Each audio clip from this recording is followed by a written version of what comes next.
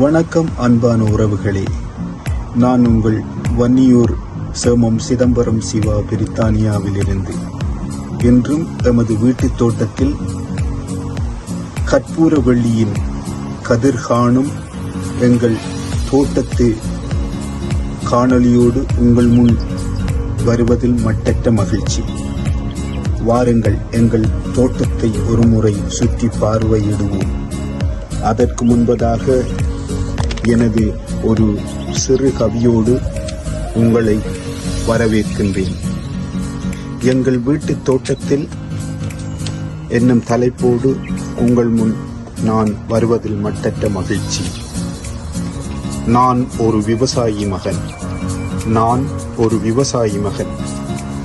எங்கள் வீட்டு விசுவாசத்தால் ஈர்க்கப்பட்டு நானும் ஒரு தோட்டக்காரன். எங்கள் வீட்டின் தோட்டத்து விசுவாசத்தால் ஈர்க்கப்பட்டு நானும் ஒரு தோட்டக்காரன். குலத்தில் நானும் ஒரு தோட்டக்காரன். குலத்தில் நானும் ஒரு விவசாயியின் மகனாக தோட்டத்தில் வேலைகள் புரிந்தவன், வேலைகள் தெரிந்தவன், வித்தியாசங்களற்று பழகும் நோக்குடன் எல்லோரையும் நேசிக்கும் தன்மை கொண்டவன். என் வீட்டு விசுவாசத்தால் நானும் ஒரு தோட்டக்காரன். எனக்கு பிடித்த தொழில் அதுவும் விவசாயம் என்பதுதான் எனது சாயம் மங்காத மலர்ச்சி. எனக்கு பிடித்த தொழில் அதுவும் விவசாயம் என்பதுதான் எனது சாயம் மங்காத மலர்ச்சி. எங்கள் தோட்டத்தில் மலர்ந்த செடி கொடி தாவரங்களில் அன்பான காய்கனி வரவோடு மீண்டும் ஒரு காணொளியில் உங்கள் முன் நான் என் உழைப்புக்கு பலன் தந்த இயற்கையின் நிதர்சனமே, என் உழைப்புக்கு பலன் தந்த இயற்கையின் நிதர்சனமே, உன்னை வாழ்த்தி வணங்குகின்றேன். உன்னை நான் வாழ்த்தி வணங்குகின்றேன். என்றும் எந்நாளும் என்னோடு உரையாடும் உன் நல்பேச்சு என்னை வழிநடத்தும். என்றும் எந்நாளும் உன்னோடு இணைந்திருப்பேன் இயற்கையாளே. என்றும் எந்நாளும் உன்னோடு இணைந்திருப்பேன் இயற்கையாளே. உன் நல்வரவில் மட்டற்ற மகிழ்ச்சி. பசுமையாக இருக்கும் உன் காய்கனிகளை பார்த்தால் மகிழ்ச்சி. பசுமையாக இருக்கும் உன் காய்கனிகளை பார்த்தாலே மகிழ்ச்சி. உன் வரவு நல்வரவாகட்டும், உன் வரவு நல்வரவாகட்டும். வாழிய நீ பல்லாண்டு, வாழிய வாழியவே. கற்றாழையின்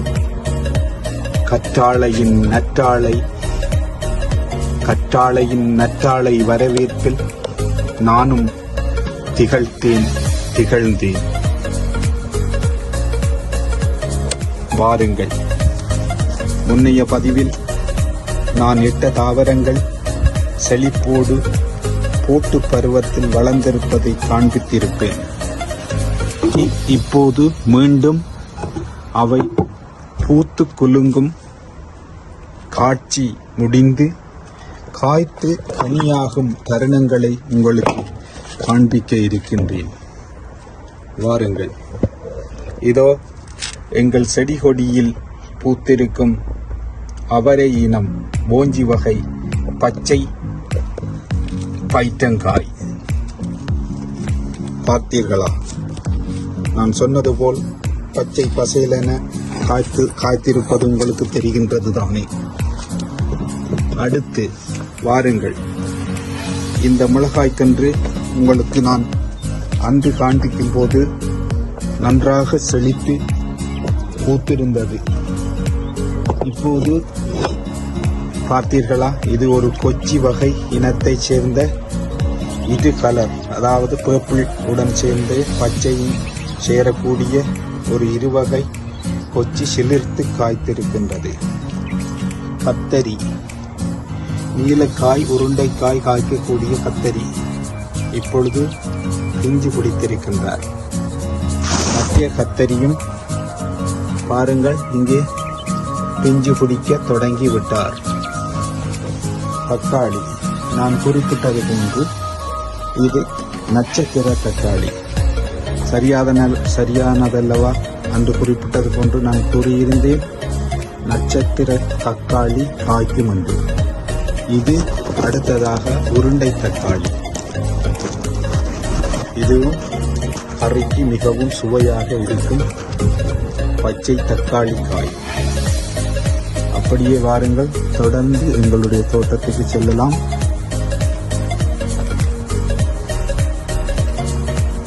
இந்த மரம் என்னவென்று உங்களுக்கு தெரிந்தால் சொல்லுங்கள். நாங்கள் சாப்பிட்ட ஒரு மாதுளை, மன்னிக்க வேண்டும், ஒரு லாவுல் விதையை எடுத்து நாட்டி பார்த்தோம். அது முளைத்து வந்திருக்கின்றார். எவ்வளவு தூரம் பலனளிக்கும் என்பதை பொறுத்திருந்து தான் பார்க்க வேண்டும். பாருங்கள், பூசணி படர்ந்து நான் குறிப்பிட்டது போன்று பச்சை காய் காய்த்திருக்கின்றார் அல்லவா? அன்று குறிப்பிட்டது போன்று அதை ஒளிமையாக்கி உங்கள் முன் சமர்ப்பிப்பதில் இன்னும் ஒரு மகிழ்ச்சி. பூக்களும் இருக்கின்றன, பாருங்கள். இந்த தேசி மரம் இவ்வளவுதான் வளர்ச்சி கண்டிருக்கின்றது. இது ஒவ்வொரு முறையும் நாங்கள் சம்மர் காலத்தில் வெளியே வைத்து, வின்டர் காலம் வரும்போது, அதாவது வெயில் காலத்தில் வெளியே வைத்து, குளிர்காலம் வரும்போது உள்ளே எடுத்து வைத்து விடுவோம். அல்லது இந்த பனியின் தாக்கத்தினால் இது அழிந்து போவதற்கும் சாத்தியம் இருப்பதால் அதை உள்ளே எடுத்து வைத்து விடுவோம். மஞ்சள் பூசணியை பற்றி எனக்கு நன்றாக தெரியாது. அதை பற்றி இந்த முறைதான் நான் பயிரிட்டு பார்த்தேன். அது கொஞ்சம் வருவாய் தருவதாக இல்லை போல் இருக்கின்றது. இருந்தாலும் பாருங்கள், சின்ன சின்ன காய்களாக காய்த்தான் இருக்கின்றது. இது அந்த மஞ்சள் பூசணி நீளக்காய்கள் காய்க்கக்கூடிய காய்க்க இருக்கின்றது, கையும் இருக்கின்றது. ஆனால் பலம் தரக்கூடிய வகையில் அமையும் என்பது எனக்கு தெரியாது. இதுவும் ஒரு போஞ்சி வகை இனத்தைச் சேர்ந்த போஞ்சி காய், உருண்டை இனத்தைச் சேர்ந்தது. அதுவும் காய்த்திருக்கின்றார், அவ்வளவாக காய்க்கிறது. வாருங்கள், குடைமிளகாய், பச்சை குடைமிளகாய், அவரும் காய்த்து விட்டார். வாருங்கள், சிறு மரமாக இருந்து இப்பொழுது காய்த்து விட்டார். பூவும் பிஞ்சுமாக இருக்கின்றது, இன்னும் காய்க்கலாம். வாருங்கள், செர்ரி எனப்படும் தக்காளி. நான் அன்று குறிப்பிட்டிருந்தேன், கொடி கொடியாக காய்க்கக்கூடிய செர்ரி வகை, செர்ரி பழ இனத்தை சேர்ந்த குலை குழியாக காய்க்கக்கூடிய தக்காளி. இது மூன்றாவது இனம். உங்களுக்கு குறிப்பிட்டிருந்தேன், நட்சத்திர தக்காளி, உருண்டை தக்காளி. இது கொடி தக்காளி எனப்படுகின்ற செடி வகை தாவரம். வாருங்கள், அதை கிட்ட இருந்தே காண்பிக்கின்றேன். இதுதான் அந்த கொடி வகை செர்ரி தக்காளி. கத்தரி ஆரம்பத்திலே காண்பித்தது போன்று அதுதான். ஆய் பொறுத்திருந்து பார்ப்போம் போட்டுக்கின்றார் என்று இந்த கத்தரி. இது ஒரு நீலக்காய், நாவல் கலரத்தில் வெள்ளை கோடுகள் நிறைந்த நீலக்காய் காய்க்கக்கூடிய தக்காளி இந்த கத்தரி.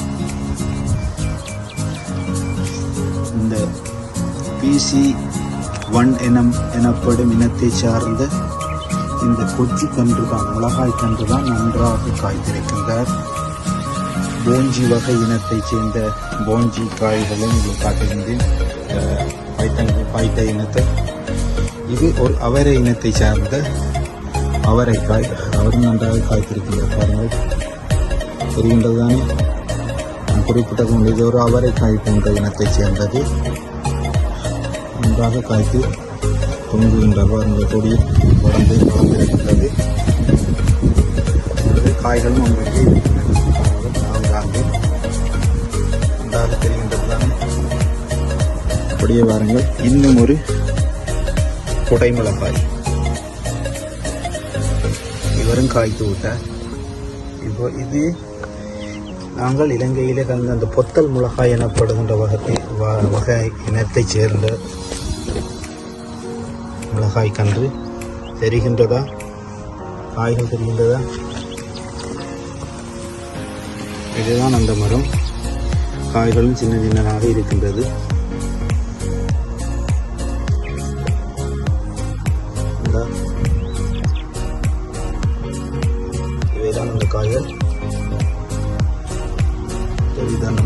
பூசணி. வாருங்கள், அவரைக்காய். இவரும் ஒரு போஞ்சி எனப்படுகின்ற வித்தியாசமான இனத்தை சேர்ந்தது. கலர் கலராக காய்க்கக்கூடியது. இதனுடைய செழிப்புத்தன்மை குறைவாக இருப்பதன் காரணம் இந்த மண் மிகவும் இறுக்கமான களி மண் இனத்தைச் சேர்ந்தது. ஆகவே இங்கே வேரோட்ட தன்மைகள் அதிகமாக விட்டு கொடுக்காமையின் காரணமாக செழித்து வளரக்கூடிய தன்மை குறைந்திருக்கின்றது. நல்ல சொறுசொறுப்பான மண்ணாக இருந்தால் நிச்சயமாக இது நன்றாக செழித்து வளர்ந்திருக்கும். ஏனென்றால் இந்த வகை இனங்களை நாங்கள் தோட்டங்களிலே சென்று பார்க்கின்ற பொழுது, இங்கு ஆங்கிலேயர்களுடைய தோட்டங்களிலே நாங்கள் சென்று பார்க்கின்ற பொழுது அவை பெரிதளவில் வளர்ந்து செழித்து வளர்ந்து மிகவும் செறிவாக காய்த்து குலுங்கி இருக்கின்றன. இருந்தாலும் பரவாயில்லை, இது ஒரு நாங்கள் அடையாளமாகவே தானே பயிரிட்டிருந்தோம். ஆனால் அவ்வளவும் பயன் தந்திருக்கின்றது. இது கீரை. இப்பொழுது கீரை நாற்றுக்காக இதை நாங்கள் இந்த பூக்களோடு சேர்ந்து விட்டிருக்கின்றோம். 2 முறை இந்த கீரையிலே இருந்து பிடுங்கி சமைத்திருக்கின்றோம். இங்கே வாருங்கள், இந்த காய் தான் நான் முதல்ல குறிப்பிட்டேன். அந்த இது நீட்டுக்காய் இனத்தைச் சேர்ந்த கூர்க்கன் எனப்படுகின்ற காய். இதை இந்த நீரிழிவு நோய் சம்பந்தமானவர்கள் இந்த காயை வெட்டி சமைத்து சாப்பிட்டு வந்தால் அதனுடைய தாக்கம் குறையும் என்று சொல்வார்கள். அடுத்ததாக வாருங்கள், இன்னும் ஒரு தக்காளியை காய்க்கிறேன் பாருங்கள். அவரும் நன்றாக காய்த்து இருக்கின்றார். எங்கள் வீட்டு பச்சை ஆப்பிள் பாருங்கள், தெரிகின்றதா? பச்சை ஆப்பிள் எப்படி காய்த்திருக்கின்றார் என்று நன்றாக பாருங்கள். நிறைவாக, மனம் நிறைவாக, சிறிய மரமாக இருந்தாலும் மனம் நிறைவாக காய்த்திருக்கின்றார். இங்கே பாருங்கள், இந்த மரத்தினுடைய அடியை காட்டுகின்றேன். இந்த அளவுதான் இந்த மரத்தினுடைய அடி மொத்தம். ஆகவே அதற்கு ஏற்றவாறு அவர் காய்களை காய்க்கும் கொண்டிருக்கின்றார். பாருங்கள், இன்னொரு சிறு நாட்கள் ஒரு பிரிந்து சாப்பிடக்கூடிய மாதிரியாக இருக்கும். அப்படியே பாருங்கள், மேல் தூரம் பூசணி வளர்ந்திருக்கின்றார். காய்களும் பறித்திருக்கின்றார். இது உருளைக்கிழங்கு. நாங்கள் போன முறை பயிரிட்ட உருளைக்கிழங்கு தானாகவே வளர்ந்து வந்திருக்கின்றது.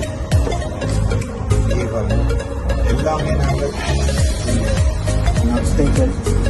அட்டைகளின் தாக்கத்தினால் சாடிகளிலே தான் ஆரோக்கிய பயிர்களை நாட்டியிருந்தோம். அந்த சாடிகளில் இருந்தால் இந்த பயிர்கள் இதற்கு இவ்வளவு தூரம் வளர்ந்திருக்கின்றன. நிலத்திலே நாட்டியிருந்தால் இன்னும் செழுமையாக வளர்ந்திருக்கும் என்று நான் நினைக்கின்றேன். அடுத்ததாக பாருங்கள், இன்னும் ஒரு தக்காளி. அதனைத் தொடர்ந்து வாருங்கள், இன்னொரு தக்காளி என்றது இவரும் காய்த்திருக்கின்றார். இந்த தக்காளி அப்படி இருக்கின்றது. பாருங்கள், இருக்கின்றார். தொடர்ந்து வாருங்கள், இங்கே வேலியிலே படர்ந்து அடுத்த வீட்டுக்கு சென்று காய்த்திருக்கின்றார். பாருங்கள், புரிந்ததா?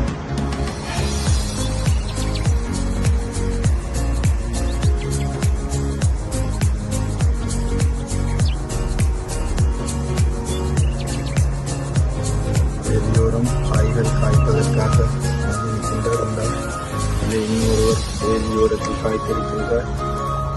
வேலியோரத்தில் நாட்டப்பட்டிருக்கும் இன்னொரு தக்காளி காய்ப்பார்.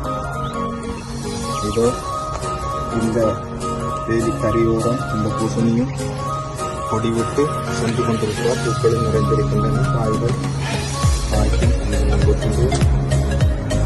அடுத்து வாருங்கள், இந்த ரோஸ் காய், நீட்டுக்காய் இனத்தைச் சேர்ந்த இந்த காய், போச்சு எனப்படுகின்ற இந்த காய் நீரிழிவு நோய்களுக்கு மிகவும் சிறந்த உணவாக இதை உட்கொள்ளலாம்.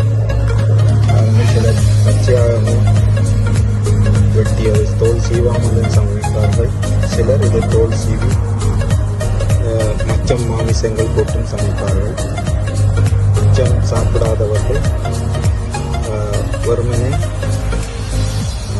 பால் விட்டு சமைப்பார்கள், மிகவும் சுவையாக இருக்கும். ஆகவே நான் ஆரம்பத்திலே குறிப்பிட்டது போன்று எல்லா வகை தாவரங்களும் உண்மையாகவே நான் கூறியது போன்று காய்த்திருப்பதை உங்களால் உணர்ந்து பார்க்கக்கூடியதாக இருக்கின்றதல்லவா? இன்னொரு விடயத்தை உங்களுக்கு நாங்கள் காண்பித்து அதையும் காண்பிக்கின்றோம். இந்த முறை ஒரு சாயம்புழுக்காக போடப்பட்ட வெங்காயம். அவரும் இந்த இடவசதி கையின்மை காரணமாக வெங்காய செய்கைக்கான ஒழுங்குகள் இந்த முறை செய்யவில்லை. பாருங்கள், இன்னும் ஒரு சில மாதங்களில் இந்த பனிக்காலம் மாரிக்காலம் தொடங்கிவிடும். அதற்கு பின் இந்த தோட்டங்கள் எல்லாம் அறுவடைக்கு வந்து முடிவடைந்துவிடும். ஆனாலும் இந்த முறை எங்களுக்கு பயனுள்ள வகையில் இந்த தோட்டம் அமைந்திருக்கின்றது. ஓரளவுக்கு பயனும் தந்திருக்கின்றது. ஆகவே இப்படியான தோட்டங்களை நீங்கள் உங்கள் வீடுகளில் வீட்டு தோட்ட பின்புறங்களில் அமைத்துக் கொண்டு அதனை பயிரிட்டு அதனோடு பேசி பழகி உங்களுடைய பொழுதுகளை கழிப்பதால் உங்களுடைய மனங்கள் செழிப்பாக இருக்கும். அத்தோடு நோய் துன்பங்களிலிருந்து விடுதலை அடைவதற்கும் இது ஒரு சிறந்த பொழுதுபோக்காகவும் அமையும் என்ற நோக்கில் இந்த காணொலி பதிவு உங்கள் முன் ஒரு சிறப்பான பதிவாக சமர்ப்பித்ததில் மகிழ்ச்சி. மீண்டும் மற்றொரு காணொளி பதிவில் உங்களோடு குளிர்ச்சியாகவும் செந்தளிப்பாகவும் சந்திக்கின்றேன். நன்றி, வணக்கம். மீண்டும் ஒரு காணொளி பதிவோடு நான் உங்கள் வன்னியூர் சேமம் சிதம்பரம் சிவா, பிரித்தானியாவில் இருந்து. நன்றி, வணக்கம்.